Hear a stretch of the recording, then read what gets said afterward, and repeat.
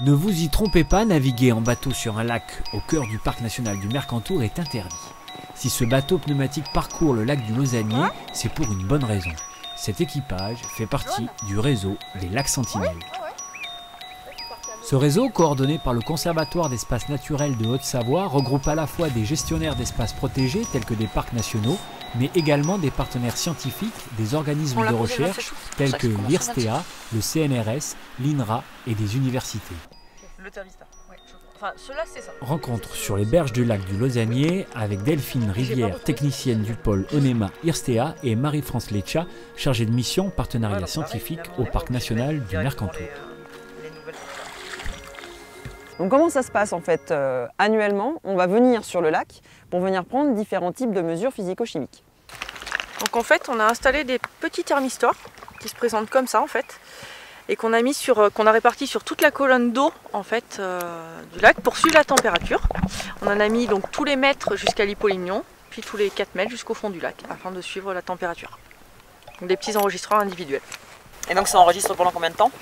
Alors là, ça enregistre toutes les heures pendant 5 ans du coup. J'ai vu qu'il y avait un disque noir et blanc. Alors c'est le disque de Secchi, en fait, c'est pour mesurer la visibilité de la colonne d'eau en fait. Voilà à quoi ça sert. Pour voir la visibilité. D'accord. Et la sonde multiparamètre? Alors la sonde multiparamètre, c'est pour avoir en fait un suivi en parallèle, pour connaître par exemple l'oxygène, pour connaître le pH, pour connaître la quantité de chlorophylle qu'il y a dans le lac, et également la température qui nous permet à la limite de vérifier si nos données de thermomètre sont justes par rapport à la sonde. Voilà, c'est pour avoir un complément d'information à un instant T.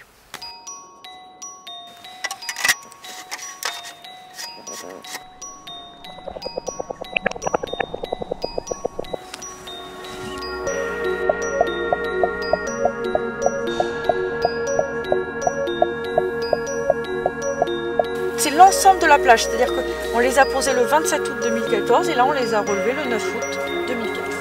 C'est la chronique entière.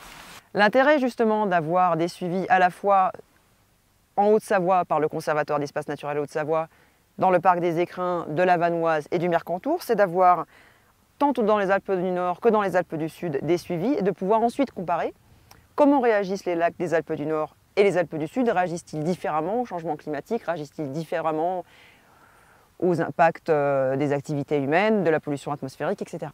Donc pour le parc national du Mercantour, le lac du Lausannier, c'est le début de lac Sentinelle.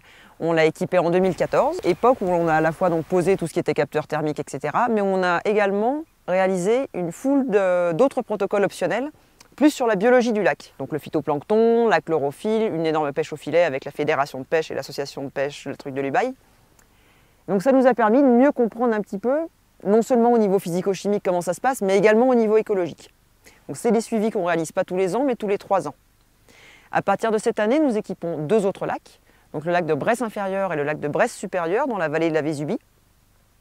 Ces lacs sont destinés à être suivis sur du long terme pour qu'il y ait vraiment justement la réussite de cet objectif d'observatoire et de pouvoir faire des suivis et de pouvoir vraiment regarder des changements qui ne se verront pas finalement sur des périodes de 5 ans, de 10 ans, mais peut-être de 20 à 25 ans. Milieu emblématique des montagnes et haute valeur écologique et culturelle, les lacs d'altitude sont des écosystèmes fragiles, d'où la nécessité de les étudier pour mieux les protéger.